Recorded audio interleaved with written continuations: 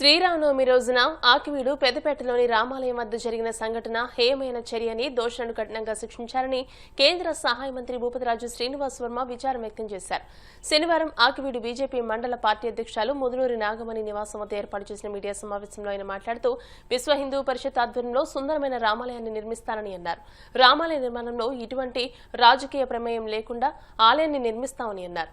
జిల్లా SP, collector, ఉన్నతాధికారుల సూచనల మేరకు రామాలయ దర్శనం విరమించుకున్నట్టు ఆయన చెప్పారు.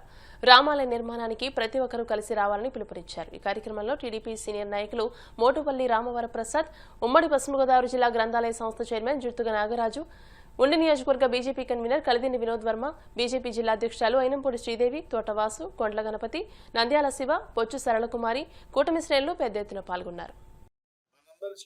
ఆదర్శమైనటువంటి శ్రీరామ మీ యొక్క నవమి సందర్భంగా కొంతమంది కూటమికి చెందినటువంటి కార్యకర్తలు, అందులో అక్కడ శాసనసభ్యులుగా ఉన్నటువంటి రఘురామకృష్ణరాజు గారు, డిప్యూటీ స్పీకర్ గారు, వీరంతా కూడా వెళ్ళినటువంటి సందర్భంలో అక్కడ జరిగినటువంటి సంఘటనలు చాలా బాధాకరం, చాలా విచారకరం. మనందరం కూడా ఖండించాల్సినటువంటి విషయం. శ్రీరాముడు మనందరికి కూడా ఆదర్శం. రామరాజ్యాన్ని స్థాపించాలనేటువంటిది మనందరి యొక్క లక్ష్యం. ఎందుకంటే రాముడు ఆదర్శంగా పాలించాడు కాబట్టి మనంతా కూడా ఈ దేశంలో పాలన రాముడి పాలన మాదిరిగా ఉండాలనేటువంటి ఆలోచన కలిగినటువంటి, సంస్కృతి కలిగినటువంటి దేశం. నిన్న అక్కడ జరిగినటువంటి దాడి, డిప్యూటీ స్పీకర్ గారు దర్శనం చేసుకుని వెళ్ళిపోయాక అక్కడ ఉన్నటువంటి కూటమి కార్యకర్తలపై జరిగినటువంటి దాడి మనందరూ కూడా తీవ్రంగా ఖండించాలి. సభ్య సమాజం అందరూ కూడా ఖండించాలి. ఏదైతే పెద్దపేటలో ఉన్నటువంటి రామాలయం ఉన్నదో అది వివాదాస్పదం కాదు. వాస్తవంగా ఇక్కడ ఆలయం ఉంది, రాముడి యొక్క విగ్రహాలు ఉన్నాయి పురాతన కాలం నుండి. దాన్ని కొంత రెనోవేట్ చేయాలనేటువంటి ఆలోచనతో ఆ గ్రామంలో ఉన్నటువంటి పెద్దలకు గాని ఇద్దరికి గాని కలిగినటువంటి ఆలోచనలో భాగంగా ఉంటే అక్కడ ఉన్నటువంటి మత మార్పిడి చేసుకున్నటువంటి వ్యక్తులు ఎవరైతే ఉన్నారో వారు దాన్ని నిరోధించాలి అనుకోవడం, వారి యొక్క వాదన ఏ విధంగా ఉన్నది అంటే, మేమంతా కూడా హిందువులు, ఇప్పుడు మేమంతా కన్వర్ట్ అయిపోయాం కాబట్టి ఇక్కడ హిందువులు లేరు, కాబట్టి ఇక్కడ ఉన్నటువంటి రామాలయాన్ని నిర్మించాల్సినటువంటి అవసరం లేదు అంటే ఒక విచిత్రమైనటువంటి వాదన అక్కడ తెరతీశారు. మత మార్పిడులు దురదృష్టకరం, మీ అందరికీ కూడా తెలుసు. ఇవాళ కోర్టులు కూడా చెప్పాయి, మత మార్పిడి చేసుకుని మళ్ళీ హిందూ మతంలో ఎస్సీలుగా ఉన్నట్టు ఉండి రిజర్వేషన్ అనిపిస్తున్నటువంటి సందర్భంలో ఈ మధ్య అత్యున్నత న్యాయస్థానం సుప్రీంకోర్టు చెప్పింది, ఎవరైతే మత మార్పిడి చేసుకున్నారో వారికి రిజర్వేషన్లు కూడా వర్తించవు అని క్లియర్ కట్ గా సుప్రీంకోర్టు జడ్జిమెంట్. సరే, మత మార్పిడి చేసుకున్నటువంటి వ్యక్తులను అందరినీ కూడా మేము కోరుతాం ఈ మార్పిడి నుండి బయటికి రావాలనేటువంటి విషయాన్ని మేము అంత విజ్ఞప్తి చేస్తాం. అదే ఇక్కడ ఒక సున్నితమైనటువంటి అంశం ఏంటంటే, మీరందరూ కూడా మత మార్పిడి చేసుకున్నంత మాత్రాన ఎప్పుడో సుదీర్ఘ కాలం నుంచి ఉన్నటువంటి ఒక రామాలయం కావండి, శివాలయం కావండి, లేకపోతే ఏదైనా దేవాలయం కానివ్వండి, దాని యొక్క ప్రాముఖ్యత మారదు, దాని యొక్క చరిత్ర మారదు, దాని యొక్క సంస్కృతి మారదు. నువ్వు మారచ్చు మతం, అంత మాత్రాన ఆ ప్రాంతంలో ఉన్నటువంటి దేవాలయం కాకుండా పోదు, రామాలయం కాకుండా పోదు అనేటువంటి ఒక సున్నితమైన అంశాన్ని మనం అంతా కూడా పరిగణలోకి తీసుకోవాల్సినటువంటి అవసరం ఉందని ఈ సందర్భంగా నేను చెప్తూ ఉన్నాను. వాస్తవంగా ఈ రోజు నేను రాముల వారి దర్శనం చేసుకోవాలనుకున్నా. ఉదయం 10:30 గంటలకి 11 గంటలకి ఈ ప్రాంతంలోకి వచ్చి, అయితే జిల్లా అధికారులు, ఉన్నతాధికారులు అంతా నాతో మాట్లాడటం లేదు.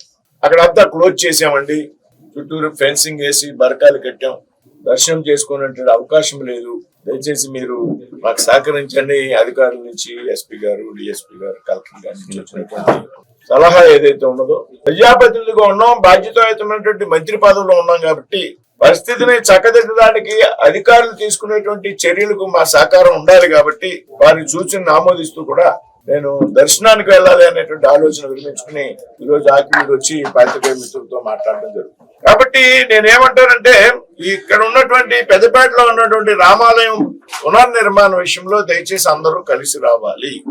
అక్కడ రామాలయం ఉన్నది అనేటువంటి విషయంలో ఏమాత్రం అనుమానం లేదు, ఇంకో రకమైనటువంటి అభిప్రాయం కూడా లేదు. రామాలయం అని చెప్తూనే మేమంతా మతం మారిపోయాం కాబట్టి మీరు ఈ రామాలయం టచ్ చేయొద్దు, దీన్ని పునర్నిర్మాణం చేయొద్దు, అసలు రామాలయమే కాదన్నా అనే మాట ఎక్కడా లేదు. కాబట్టి ఈ వితండవాదాన్ని మనంతా కూడా పెద్ద మనిషితో అర్థం చేసుకుని బయటికి రావాల్సినటువంటి అవసరం ఉందని ఈ సందర్భంగా మీ అందరికీ కూడా విజ్ఞప్తి చేస్తున్నా. ఏదైతే రామాలయం ఉన్నదో దాన్ని ఖచ్చితంగా పునర్నిర్మించేటువంటి విషయంలో ఎటువంటి అనుమానం లేదు, ఎటువంటి వెనకడుగు వేసేటువంటి ప్రసక్తి కూడా లేదు. ఏదైనా ఇబ్బంది అంటే మీ ఇబ్బంది ఏంటో చెప్పండి. మీ వాదన ఏంటో చెప్పండి. అంతేగాని యావత్ హిందూ జాతికి కూడా ఆదర్శ పురుషుడైనటువంటి రామాలయం పునర్నిర్మాణ విషయంలో మీరు ఆటంకం కలిగిస్తే మీ యొక్క ఆలోచన సరైనది కాదు అనేటువంటి విషయాన్ని చాలా స్పష్టంగా చెప్తాం. అందరం కలిసి రామాలయాన్ని అభివృద్ధి చేద్దాం. మీరు కూడా భాగస్వాములు కండి దయచేసి. నిన్న జరిగినటువంటి దాడుల వెనుక, వివాదం వెనుక రకరకాల కోణాలు ఉండొచ్చు. రామంలో ఏమన్నా స్పర్ధలు ఉన్నాయా అంటది ఇంటర్నల్ గా. ఎందుకో డిప్యూటీ స్పీకర్ గారు వెళ్ళిపోయాక దాడులు మొదలయ్యాయి. అక్కడ ఏమైనా వ్యక్తిగతంగా విభేదాలు ఉన్నాయా? ఎవరన్నా 2 వర్గాల మధ్య, 3 వర్గాల మధ్య, ఇవన్నీ కూడా నిశ్చితంగా పరిశీలిస్తాం. మేము కూడా రికార్డు తెప్పించుకుంటున్నాం. దానికి సంబంధించి అధికారులతో మాట్లాడుతున్నాం. దాడి చేసినటువంటి వ్యక్తుల మీద చర్యలు తీసుకోమని చెప్పాం. నేనేమంటానంటే, ఏదైతే పెద్దపేటలో, ఆకివీడులో రామాలయం అభివృద్ధి మీద మాకు ఉన్నటువంటి ఆలోచన రాజకీయ పరమైనటువంటి ఆలోచన కాదు. ఆ గ్రామంలో కొంతమంది వ్యక్తులు, హిందువులకి కలిగినటువంటి అభిప్రాయం. దానికి సహకరించవలసినటువంటి బాధ్యత మా మీద ఉంది. ఇందులో మేము రాజకీయంగా లబ్ధి పొందాలి, లేకపోతే రాజకీయ కారణాలుగా చూపెట్టి మేము ఏదో అడ్వాంటేజ్ తీసుకోవాలనేటువంటి ఆలోచన కాదు. ఇదేమి ఎలక్షన్ సమయం కూడా కాదు. ఎలక్షన్ సమయం అయినా కానీ అటువంటి దిగజారులు చేయడానికి మేము ఎప్పుడు కూడా దిగజారేటువంటి ప్రసక్తి లేదు. కాబట్టి ఇవాళ నేను చెప్తా ఉన్నా, నాతో దాడి చేసిన వర్గం నుండి కొంతమంది పెద్దలు మాట్లాడడం జరిగింది ఈరోజు. కానీ మేము రామాలయానికి వ్యతిరేకం కాదు, మేము కూడా సహకరిస్తాం. అక్కడ జరిగినటువంటి అనుకోకుండా కొన్ని కారణాలతో దాడి జరిగింది, మేము కూడా మీకు సహకరిస్తామని కొంతమంది వ్యక్తులు నాతో మాట్లాడారు. మేము మీతో మాట్లాడాలనుకుంటున్నాం, ప్రయత్నం చేస్తున్నాం అనేటువంటి విషయం. నిజంగా అది వాస్తవం అయితే చాలా సానుకూలమైనటువంటి పరిణామం. మిగతా అందులో అయిన వర్గాలు ఉన్నాయా, వారి ఆలోచనలు ఏంది, ఇవన్నిటికీ కూడా మేము అతీతం. కలిసి వస్తే సంతోషం, కలిసి నిర్మాణం చేస్తాం. కలిసి రాని పక్షంలో కూడా సాధారణంగా ఆహ్వానిస్తున్నాం, కలిసి రామాలయం నిర్మాణం చేద్దాం. మీ ఒరిజినాలిటీ హిందూయిజం లో ఉంది. ఒకవేళ కలిసి రాకపోయినా గాని అక్కడ ఒక దివ్యమైనటువంటి, భవ్యమైనటువంటి రామాలయాన్ని విశ్వ హిందూ పరిషత్ ఆధ్వర్యంలో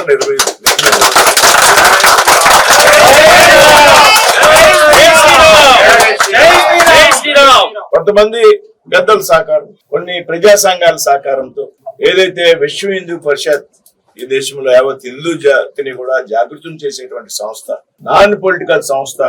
విశ్వ హిందూ పరిషత్ కి ఏ రాజకీయ పార్టీతో సంబంధం లేదు, ఏ రాజకీయ పార్టీ కూడా అనుబంధం కాదు. విశ్వ హిందూ పరిషత్ ఈ దేశంలో ప్రతి హిందువును కూడా జాగృతం చేయడానికి పనిచేసేటువంటి ఒక పెద్ద సంస్థ ప్రపంచంలోనే. అటువంటి సంస్థ ఆధ్వర్యంలో కొంతమంది ప్రముఖులు, ప్రజా సంఘాల యొక్క ఒక కమిటీ కూడా వేసుకుని విశ్వ హిందూ పరిషత్ ఆధ్వర్యంలో ఒక భవ్యమైనటువంటి, దివ్యమైనటువంటి రామాలయాన్ని అక్కడ నిర్మించి తీరుతామనేటువంటి విషయం చాలా స్పష్టంగా చెప్తున్నాం. గాయపడినటువంటి వ్యక్తులు 3 నిన్న భీమవరం హాస్పిటల్లో ఉన్నటువంటి జనసేన కార్యకర్తల్ని నేను కూడా భీమవరం ఆసుపత్రికి వెళ్ళి పరామర్శించడం జరిగింది. మరొక ఆయన్ని ఏలూరు ఆసుపత్రికి తరలించడం జరిగిందని చెప్పారు. 3 కోలుకుంటున్నారనేటువంటి సమాచారం నాకు ఉంది. నేను రాత్రి డాక్టర్లతో మాట్లాడాను, వ్యక్తిగతంగా కలిశాను. పేషెంట్లు ఎవరైతే దెబ్బలు తిన్నారో వారి కుటుంబ సభ్యులు కూడా కలిసి మాట్లాడాను. కాబట్టి నాకు త్వరగా కోలుకోవాలని ఆకాంక్షిస్తూ, ఇటువంటి భౌతిక దాడులు భవిష్యత్తులో కూడా ఎవరు కూడా ఈ ప్రాంతంలో ప్రయత్నం చేస్తే తీవ్ర పరిణామాలు ఉంటాయనేటువంటి విషయాన్ని